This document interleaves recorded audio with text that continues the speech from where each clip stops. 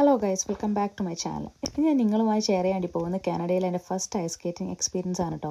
Winter time മുതൽ ഞാൻ പല വീഡിയോസിലും അതുപോലെ ഇവിടുത്തെ പുറത്തൊക്കെ പോകുമ്പോൾ ആളുകൾ സ്കേറ്റിംഗ് ചെയ്യുന്നതൊക്കെ കാണായിരുന്നു കേട്ടോ. പക്ഷെ സത്യമായി പറഞ്ഞിട്ടുണ്ടെങ്കിൽ എനിക്ക് ഒറ്റയ്ക്ക് ചെയ്യാൻ ഒരു കോൺഫിഡൻസ് ഇല്ലായിരുന്നു. കാരണം ഫസ്റ്റ് ടൈം ട്രൈ ചെയ്ത് വീണവരുടെ പല സ്റ്റോറീസും ഞാൻ കേട്ടിട്ടുണ്ട് കേട്ടോ. അതുകൊണ്ട് തന്നെ വളരെ പേടിയുണ്ടായിരുന്നു. കാരണം എങ്ങാനും കാലിൻ്റെ എല്ല് പൊട്ടുമെന്നുള്ളൊരു പേടിയായിരുന്നു. കാരണം കാലിൻ്റെ എല്ല് പൊട്ടിക്കഴിഞ്ഞാൽ ആരെങ്കിലും ഒരാൾ കൂടെ വേണമല്ലോ കൊണ്ടുപോകാൻ വേണ്ടിയിട്ടും. അങ്ങനെ ഞങ്ങൾ ഇന്ന് പോയിട്ടുണ്ടായത് ടൊറൻറ്റോയിലാണ്. അതാണ് ഫിലിപ്പ് സ്ക്വയറിലാട്ടോ. ഇതൊരു പോപ്പുലർ ആയിട്ടുള്ള ഐസ് സ്കേറ്റിംഗ് റിംഗ് ആണ് കേട്ടോ ഇവിടെ ഉള്ളത്. ഐസ് റിംഗിലോട്ട് എത്തിയപ്പോൾ തന്നെ എല്ലാവരും വളരെ ഈസി ആയിട്ട് സ്കേറ്റിംഗ് ചെയ്യുന്നത് കണ്ടിട്ടോ.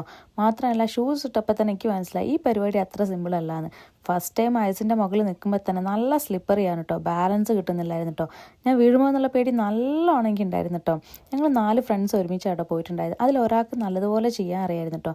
അവൻ്റെ സപ്പോർട്ട് ഉള്ളത് കൊണ്ട് മാത്രമാണ് ഞങ്ങൾ ബാക്കിയുള്ള 3 പേർക്ക് ചെയ്യാൻ വേണ്ടി പറ്റിയിട്ടുണ്ടായത് കേട്ടോ. 4-5 തവണയൊക്കെ ഞാൻ വീണിട്ടു. പക്ഷെ എന്നാലും അവസാനത്തെ ഒരു വീഴ്ച ഒരു 1.5 വീഴ്ചയായിരുന്നു കേട്ടോ. ഓർക്കാൻ പോലും പറ്റുന്നില്ലായിരുന്നു.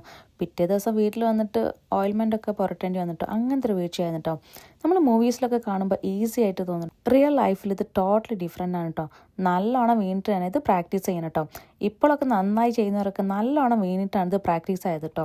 എൻ്റെ കൂടെയുള്ള ഒരുത്തന്നെ അവന് 2-3 തവണ ചെയ്തപ്പോൾ അവന് ഓവർ കോൺഫിഡൻസ് ആയിട്ട് ചെയ്യാൻ നോക്കി. പക്ഷേ അവൻ ഒരുപാട് തവണ വീണു. അതും നല്ല വീഴ്ചയായിട്ട് അവൻ വീണിട്ടുണ്ടായത്. പക്ഷെ എന്തായാലും ഒരു അടിപൊളി അനുഭവമായിരുന്നു കേട്ടോ ഇത്.